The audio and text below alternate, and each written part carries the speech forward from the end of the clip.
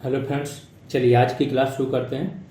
आज हम लोग देखेंगे संविधान के सारे भाग देखेंगे और इसके बाद इसकी अनुसूचियां देखेंगे। हम देखेंगे कि किस भाग में कहाँ से कहाँ तक के अनुच्छेद हैं।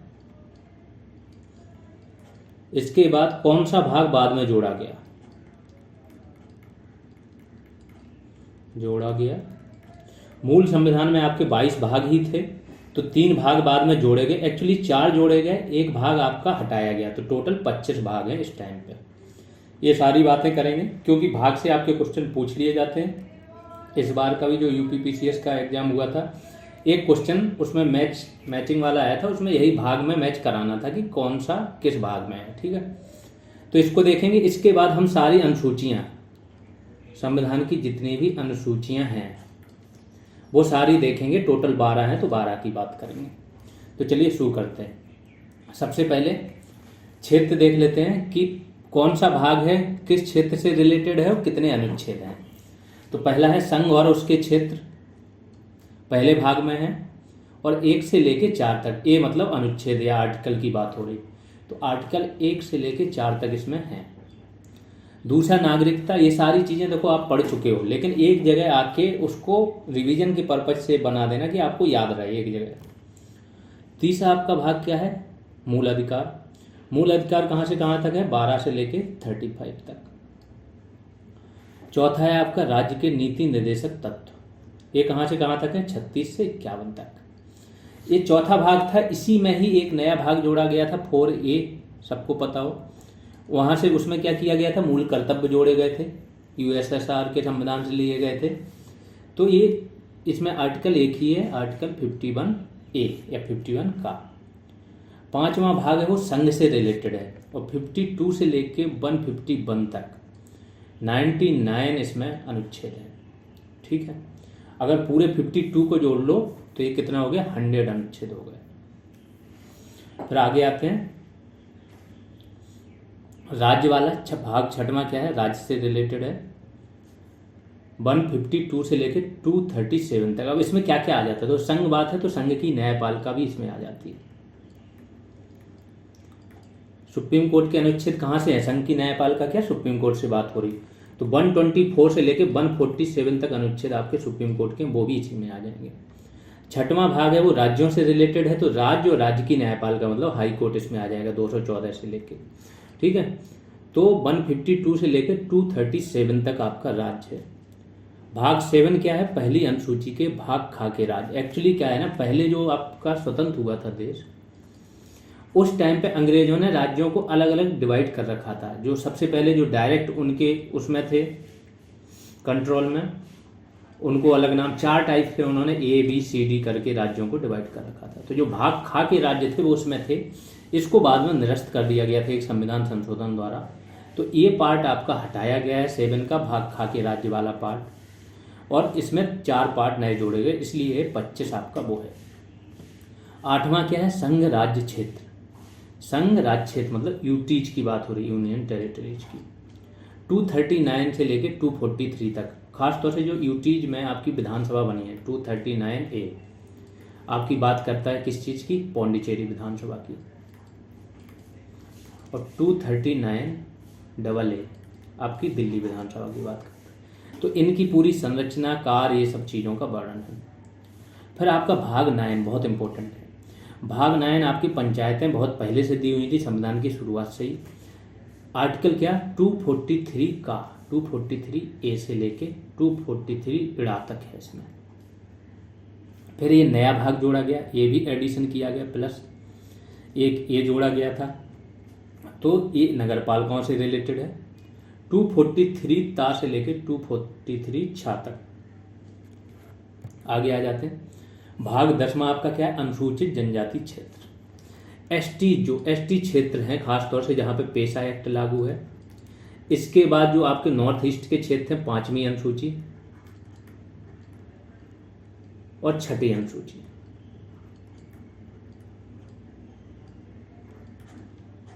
इसके जो क्षेत्र होते हैं वो इसमें वर्णन है उनका, उनके प्रशासन कैसे होगा, कौन कंट्रोल करेगा। तो आर्टिकल 244 से लेके 244 का तक ही है इसमें। ठीक, फिर 11वां भाग क्या है, संघ और राज्यों के बीच संबंध। 245 से लेके 263 तक। ये देखो रिवीजन पर्पज से आपको बताया जा रहा है। आप एक दो बार इसको पढ़ोगे तो मैक्सिमम चीज़ें तो आपको पता है कि भाग 4 में आपके नीति निर्देशक तथ्य, 3 में मूल अधिकार है। ये थोड़ा देख लोगे तो कभी कभार मैचिंग आ जाती है, तो उसमें एक दो तो आते हैं आपको, लेकिन 3-4 में कन्फ्यूजन होता है, वो यहाँ से दूर हो जाएगा। फिर भाग 12 क्या है, वित्त, संपत्ति, संविदाएं और बात। 264 से लेके 300A तक जो संपत्ति का अधिकार है वो पहले आपका मूल अधिकार में था 19F में, उसको हटा के यहीं पे लेके आया गया था 300A, यही है संपत्ति का अधिकार। फिर भाग 13 पे आते हैं, भारत के राज्य के भीतर व्यापार, वाणिज्य और समागम, इसकी बात हुई है। 301 से लेके 307 तक अनुच्छेद इसमें है। फिर संघ और राज्य के अधीन सेवाएं, संघ और राज्य के अधीन सेवाएं कौन सी सेवाएं होती हैं, लोक सेवाएं होती हैं, एक तो लोक सेवा और सिविल सेवा। तो जो यूपीएससी की बात हुई वो 315 अनुच्छेद में हो जाएगी, यूपीएससी संघ लोक सेवा आयोग, तो इसी के अंदर में आ जाएगा 308 से लेके 323 तक। और 323 का अधिकरण, ये भी भाग आपका बाद में जोड़ा गया अधिकरण से रिलेटेड। तो ये क्या है, 323 का और 323 खा, ये किसकी बात करता है, अधिकरणों की, न्यायाधिकरण। कल की ग्रुप कॉल में भी मैंने बताया था ये अर्ध न्यायालय होते हैं, पूर्ण न्यायालय की शक्ति नहीं होती, ये अर्ध न्यायालय होते हैं। जैसे केंद्रीय प्रशासनिक ट्राइब्यूनल, जो भी प्रशासनिक अधिकारी हैं उनको अगर कोई प्रॉब्लम होती है, शासन से कोई दिक्कत होती है, तो वो यहाँ चले जाते हैं, यहाँ से जो निर्णय मिलता है उनको हाई कोर्ट या सुप्रीम कोर्ट में चुनौती दे सकते हैं आप, ठीक है। फिर आते हैं भाग 15, निर्वाचन से संबंधित है, निर्वाचन आयोग 324 आपका निर्वाचन आयोग का प्रावधान करता है, 326 सार्वभौमिक वयस्क मताधिकार का। तो ये 324 से लेके 329 का तक आपके हैं, 329A तक। अब कुछ वर्गों के संबंध में विशेष उपबंध, ये आपके क्या है, भाग 16 में क्या है, 330 में, इससे 2-3 अनुच्छेद पूछे जाते हैं। 330 क्या है आपका, SC/ST के लिए लोकसभा में आरक्षण, ठीक है। इसके बाद 331 था आपका ये जो कि अब आगे नहीं बढ़ाया गया है, आंग्ल भारतीय जो होते थे, आंग्ल भारतीयों हेतु, जो अंग्रेज थे बाद में भारत में बसे रहे तो आंग्ल भारतीय कहलाए, ठीक है, भारतीय उनको नागरिकता मिल गई। इनके लिए लोकसभा में सीटें रिजर्व होती थी 2, तो इनकी बात 331 में है। 332 जो आपका अनुच्छेद है वो SC/ST को रिजर्वेशन है किसमें, विधानसभा में, राज्यों की। और 333 फिर से आंग्ल भारतीयों के लिए क्या था, विधानसभा में। तो इस प्रकार से ये 4 अनुच्छेद बहुत इंपॉर्टेंट थे, तो ये थे यहाँ पे 330 से लेकर 342 के बीच में, ठीक है। फिर आपका जो कमीशन है 338 SC का कमीशन है, SC, ठीक है। 338 ये किसका है, ST के लिए है। 338B किसके लिए है, OBC के लिए, OBC के लिए बनाया है। जो 102वां संविधान संशोधन विधेयक आया था उसमें इनके लिए संवैधानिक आयोग की व्यवस्था कर दी थी। तो इस प्रकार से यहाँ पे भाग 17 पे आते हैं। भाग 17 में क्या है, राजभाषा, राजभाषा खासतौर से हिंदी वगैरह, इसके बारे में चर्चा है, ठीक है। इसमें एक बार देख लें, 345 ये गलत है, 343 से शुरू हुए हैं, 343 से शुरू हुए 351 तक गया है, ठीक है। तो मेनली ये भाग ज़्यादा इंपॉर्टेंट है, भाग याद रखो।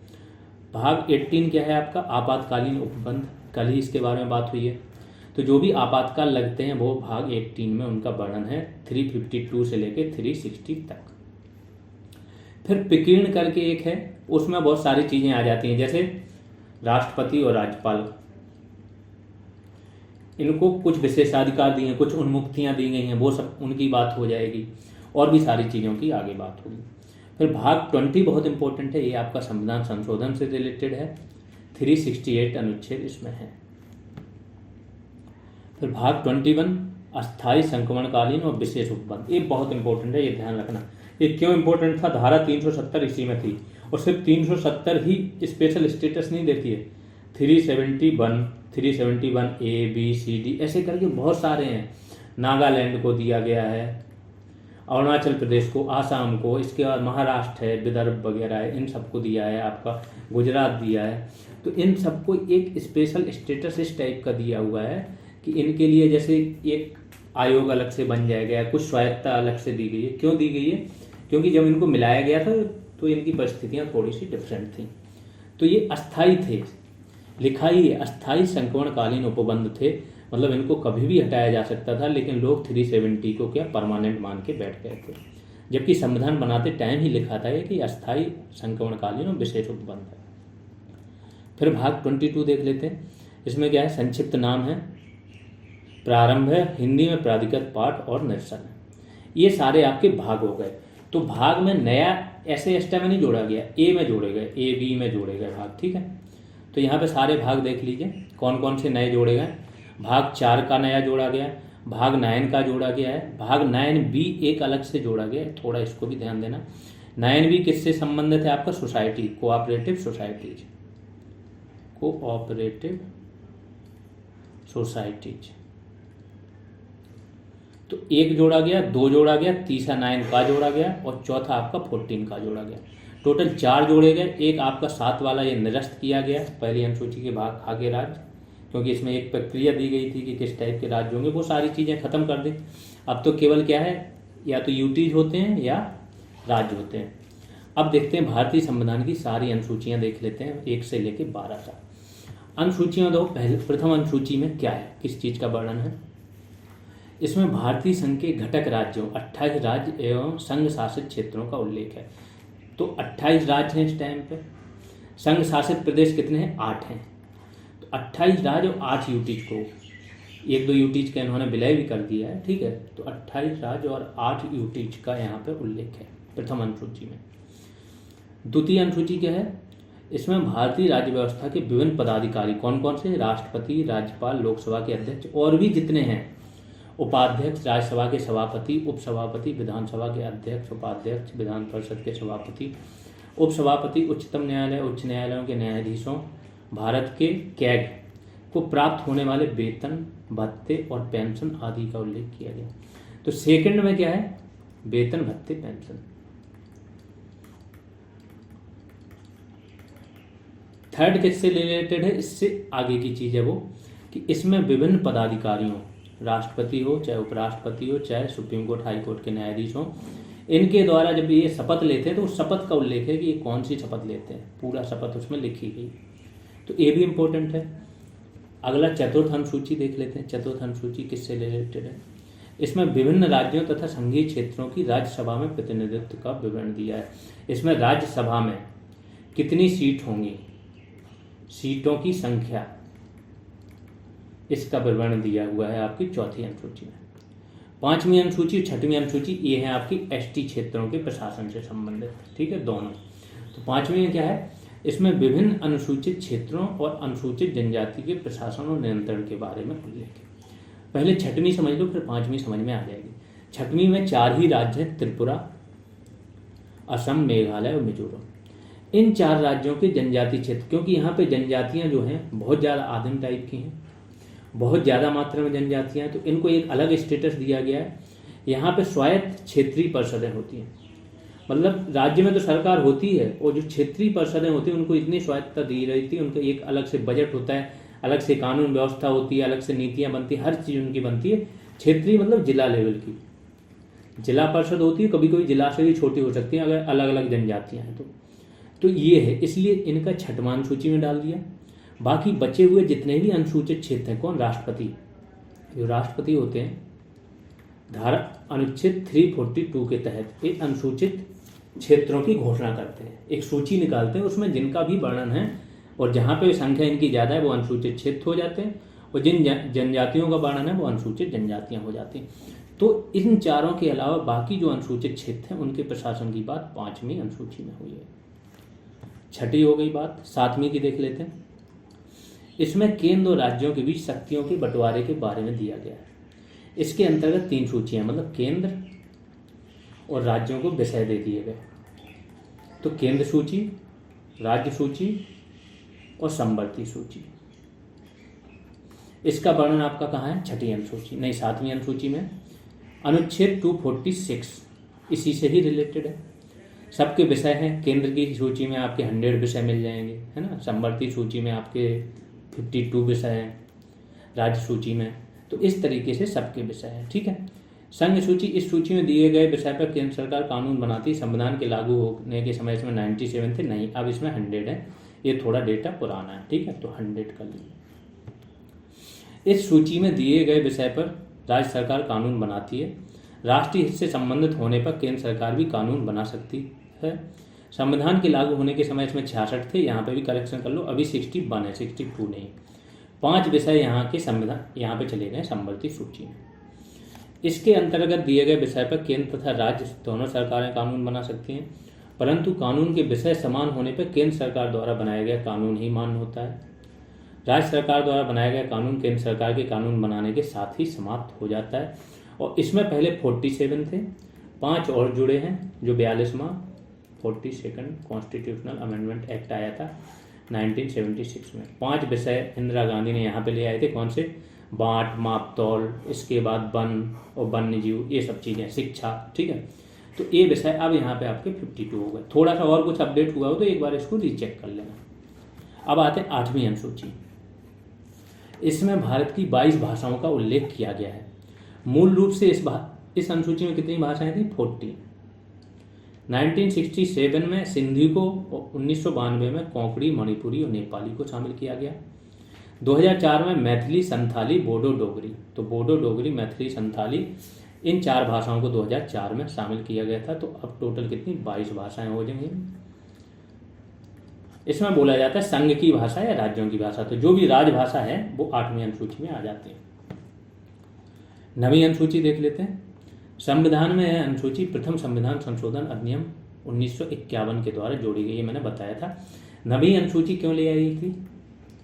कि इसमें उन कानूनों को सुरक्षा प्रदान करनी थी जो भूमि सुधार, जमींदारी उन्मूलन, इन सबसे रिलेटेड हो। चूंकि संपत्ति आपका मूल अधिकार था तो लोग क्या डायरेक्ट सुप्रीम कोर्ट चले जा रहे थे, यहाँ से जाके वो उस पर रोक लगवा ले रहे थे। जो भी भूमि सुधार कानून आ रहे थे, या लोगों से भूमि जिनके पास बहुत ज़्यादा है उनसे छीन के जमींदारी व्यवस्था खत्म की जा रही थी जिस टाइम।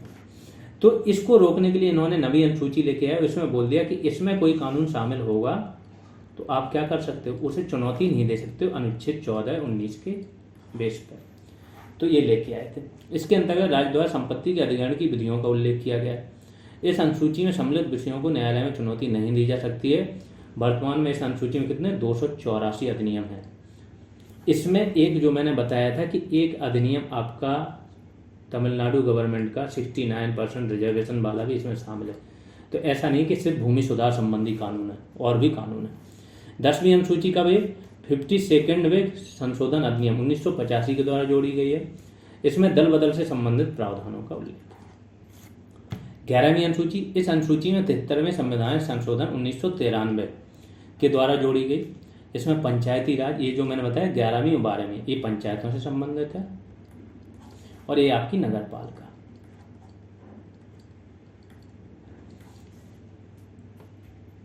इसमें पंचायती राज संस्थाओं को कार्य करने के लिए 29 विषय दिए गए, और नगर पालिका को कितने? 18 विषय दिए गए। तो 12वीं अनुसूची में क्या है? आपकी नगर पालिका है, और 11वीं में यहाँ पे आपकी अनुसूचियाँ खत्म हो गई। जिन लोगों ने चैनल सब्सक्राइब नहीं किया वो सब्सक्राइब कर लें। आप लोग टेलीग्राम पे भी जुड़ सकते हैं, GS रेवोल्यूशन सर्च करें तो टेलीग्राम पे जुड़ सकते हैं। इसके अलावा हमारा ऐप है, उसका हर वीडियो के डिस्क्रिप्शन में कमेंट सेक्शन में आप जाइए, कमेंट में यहाँ पे एक पिंड कमेंट होता है, उसमें हमारे ऐप की कहाँ से कैसे डाउनलोड करना है उसकी जानकारी मिल जाएगी। वीडियो का कोर्स वहाँ पे चल रहा है, प्लस सब्जेक्ट वाइज GS भी चल रही है। जिसको जो भी कोर्स हो, जैसे वीडियो और आप जूनियर असिस्टेंट की कर रहे हो तो ये वाला कर सकते हो। फीस ओनली 299 है। सारी PDFs मिल जाएंगी, उसमें सारी तैयारी करा दी जाएगी आपकी बेस्ट तरीके से। जिन लोगों ने शेयर नहीं किया वो चैनल को शेयर करते रहें। अभी के लिए इतना ही, धन्यवाद।